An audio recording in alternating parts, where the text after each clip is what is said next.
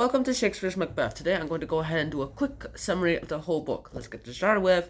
So basically, in 5 acts, it's a whole story about Macbeth going his rise to power and then, killing off by the next Scottish king.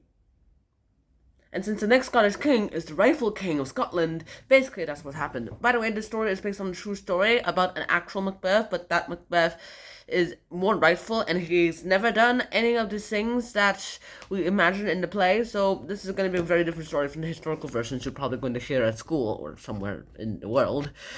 Anyways, without further ado, let's get started with. So Macbeth goes ahead and starts off with 3 witches, a bunch of thunder, and the 3 witches saying, foul is fair and fair is foul, hovers through the fog and filthy air, and then saying that they are going to go meet Macbeth.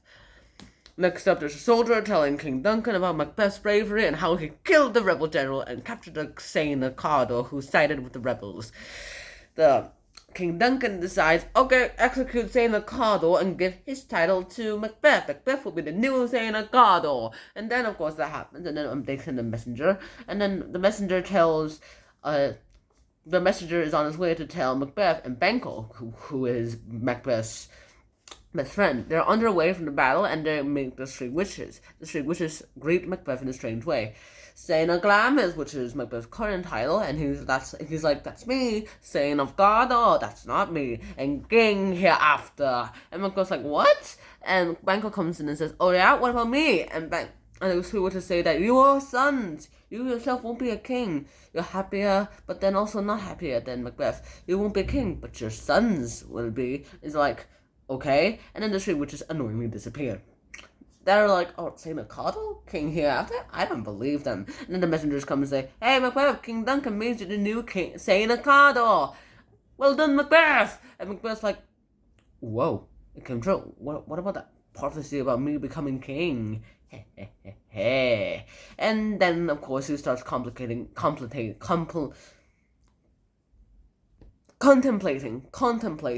and then he goes off to the coronation of Duncan's prince. He's going to announce who's going to be the next king. And then Duncan says that, alright, the next king will be my son Malcolm.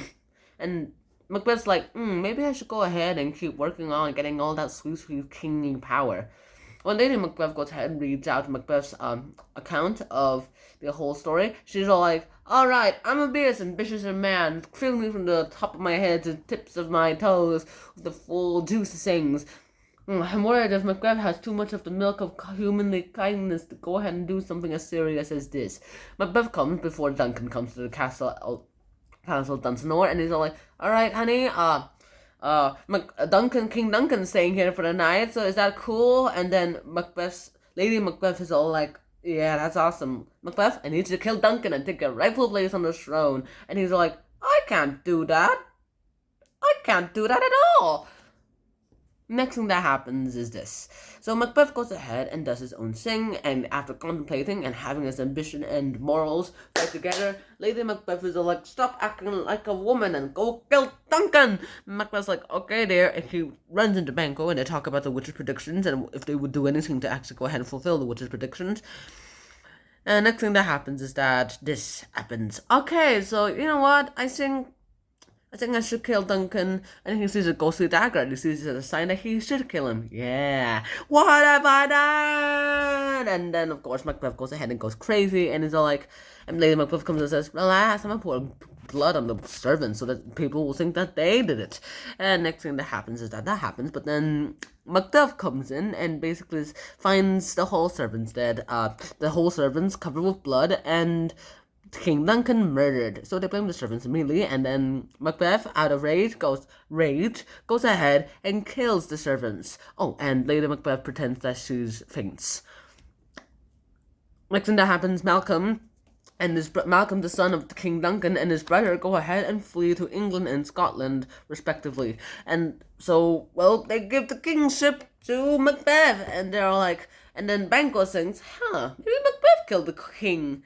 I wonder if the predictions about my sons will be true. Macbeth invites Banquo to his banquet, and Banquo's like, oh, sure, my lord. And then Gold says, I'm going to go off hunting, go on a little walking session with my son Fleance. And so that happens, and then Macbeth thinks, wait a second.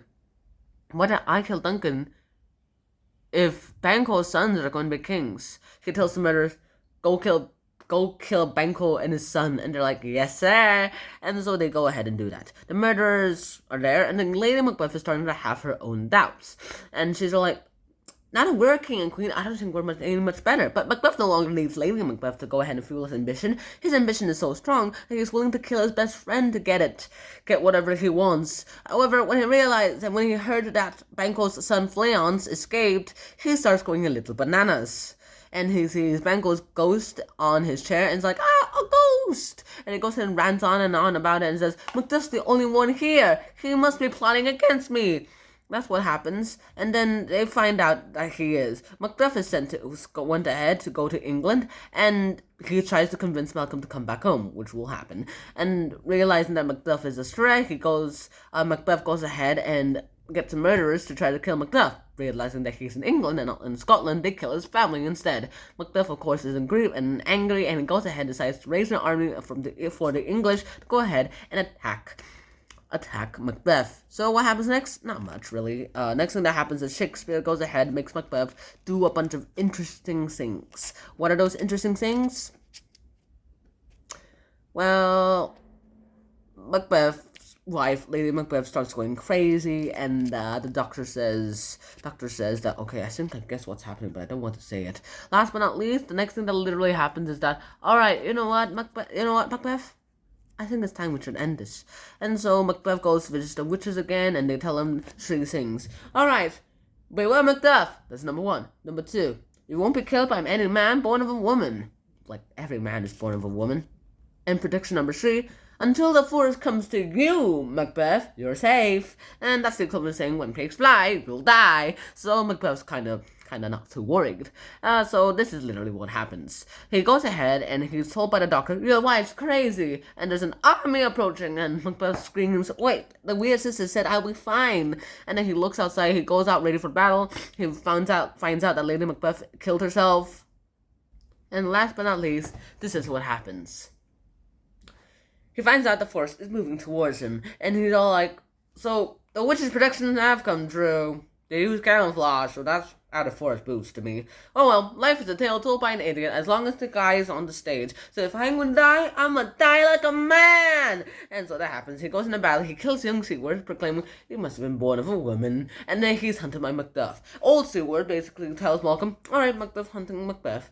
Also, have you seen my son? And next up, this is what happens. Macduff and Macbeth are fighting, and in the middle of the battle, Macduff says, I was born of a cesarean section. That basically means that I was cut out of my dead mom's womb.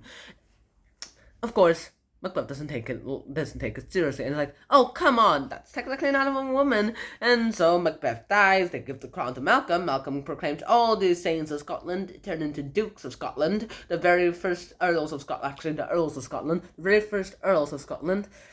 And that's basically what happens. That's Shakespeare's Macbeth, and that's it. I hope you guys enjoyed this episode. I'll see you guys in the review. Until then, strong peace. Bye-bye.